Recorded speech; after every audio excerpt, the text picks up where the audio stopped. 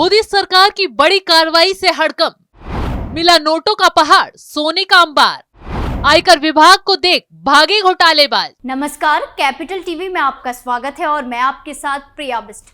आज दो बड़ी खबरें बताएंगे जिन्होंने देश में तहलका मचा दिया है।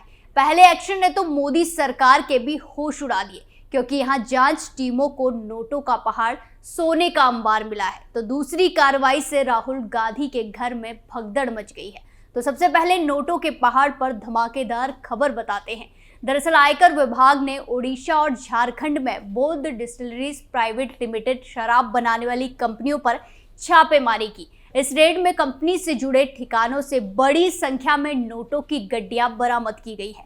अलमारी खोलते ही जांच टीम के होश उड़ गए, क्योंकि कंपनी के अंदर बनी अलमारियों में ठूस ठूस कर नोट भरे गए थे। रकम इतनी ज्यादा है कि 2 दिनों तक 200 और 500 रुपए के नोटों की गिनती चली। चौंकाने वाली बात तो यह है कि पैसे गिनते गिनते मशीनों ने भी काम करना बंद कर दिया, क्योंकि 50 करोड़ तो अभी गिने जा चुके हैं, जिन्हें गाड़ियों में भरकर भेजा गया। आगे ये रकम 150 करोड़ रुपए से ज्यादा की बताई जा रही है। खैर, कितना खजाना भी हाथ लगने वाला है, इसका हिसाब नहीं है।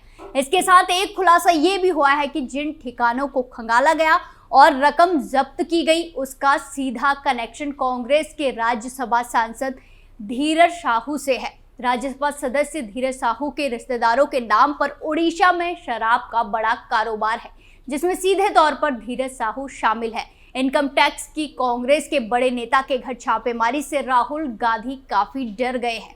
कांग्रेस में मानो इस कार्रवाई के बाद भगदड़ मच गई हो। बता दें कि छापेमारी सिर्फ एक जगह नहीं, बल्कि ओडिशा के बोलांगीर, संबलपुर और झारखंड के रांची, लोहरदगा में की गई। यहाँ अलमारी से जब नोटों की गिनती शुरू की गई तो 50 करोड़ से ज्यादा के नोट जब्त किए गए।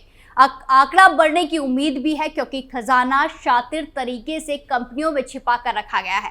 खैर, आयकर विभाग जिस तेजी से ठिकाने खंगाल रही है कि उससे घोटालेबाजों में अभी तो भगदड़ मची हुई है, क्योंकि रडार पर बड़े बड़े नेता आने वाले हैं। इसके साथ ही बता दें कि बौद्ध डिस्टिलरीज के अलावा आयकर विभाग ने झारखंड के एक प्रसिद्ध उद्योगपति और कारोबारी रामचंद्र रुंगटांग के ठिकानों को भी खंगाला है। इनकम टैक्स के अधिकारियों को यहाँ सीआरपीएफ के जवान सुरक्षा मुहैया करा रहे हैं, क्योंकि रकम के साथ साथ खुफिया दस्तावेज भी बरामद किए गए हैं। खुलासा ये भी हुआ है कि ये लोग टैक्स चोरी कर अपनी तिजोरियां भर रहे थे, मोदी सरकार को धड़ल्ले से चूना लगा रहे थे, क्योंकि मोदी सरकार के हंटर ने इनको हिलाकर रख दिया है। बताया जा रहा है कि नोटों की इतनी सारी गड्डियां बरामद हो गई हैं कि गिनते गिनते मशीनें तक खराब हो गई।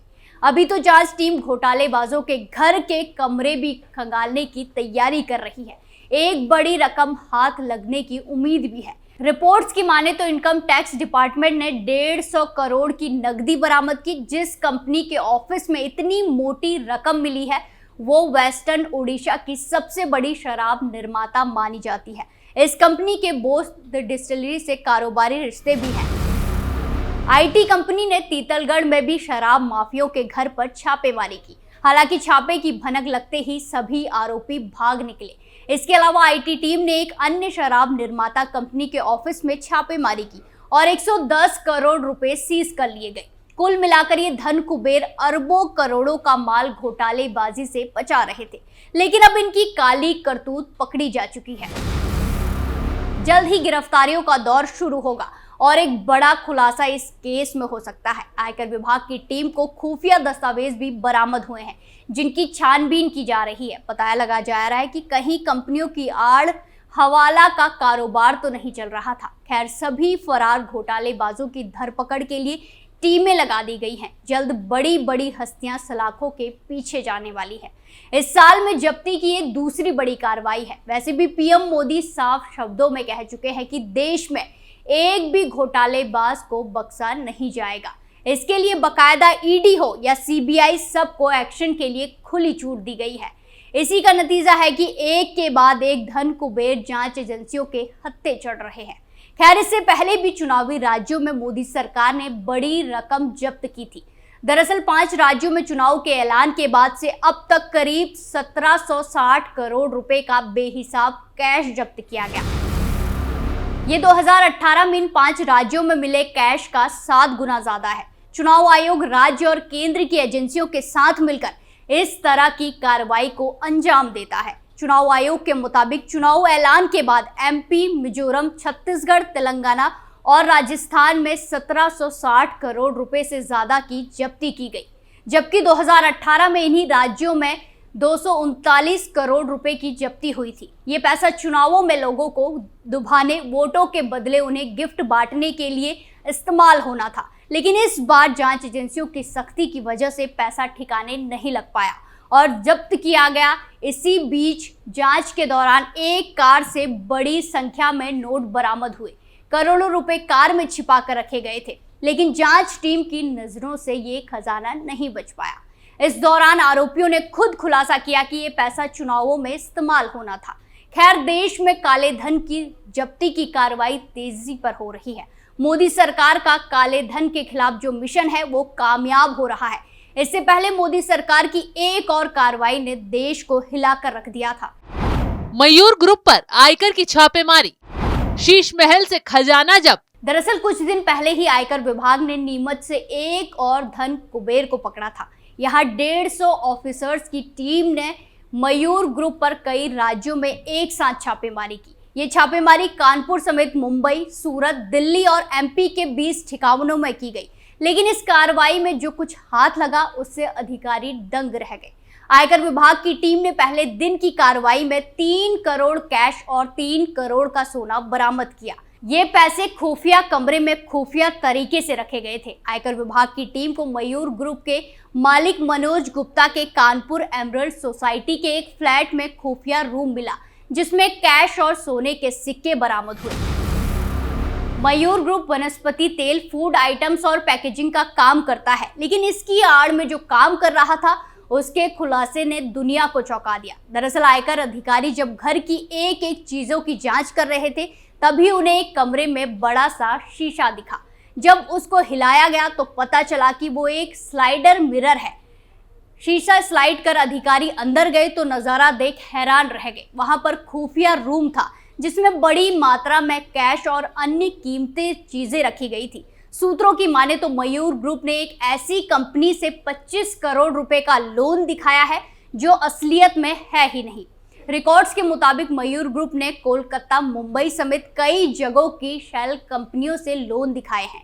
इसी के साथ कई ऐसी कंपनियों से फर्जी खरीदारी दिखाई है जो असल में वजूद में ही नहीं है। आरोप यह भी है कि कंपनी अपना काला पैसा रियल एस्टेट में खपा रही है। आयकर विभाग को शुरुआती तौर पर ऐसे सबूत भी मिले हैं, जिसमें अंदेशा हुआ कि कंपनी कस्टम ड्यूटी बचाने के लिए ऐसे एफटीए एग्रीमेंट का उल्लंघन कर रही थी। हालांकि आगे की कार्रवाई और जांच के बाद इस केस में कई तगड़े खुलासे हो सकते हैं।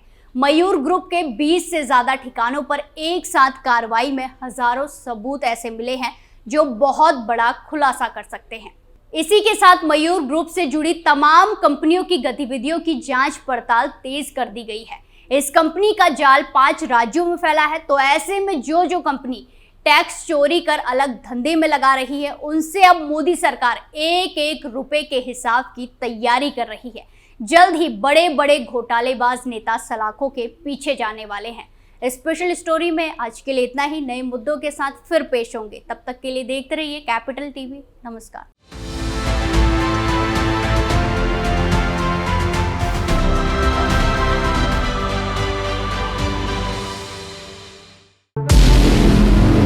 हमारे व्रत, हमारी परीक्षा, लक्ष्य तक पहुंचने की हमारी संयमित प्रतीक्षा।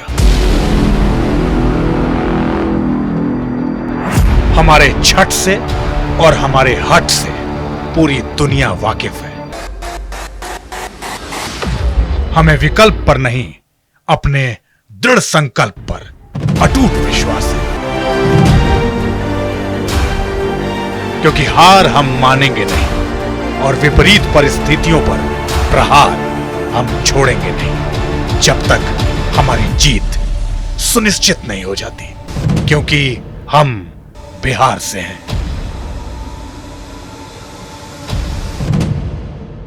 कैपिटल टीवी पर मैं अमित प्रकाश लेकर आ रहा हूं बिहार पर एक ब्रांड न्यू स्पेशल शो।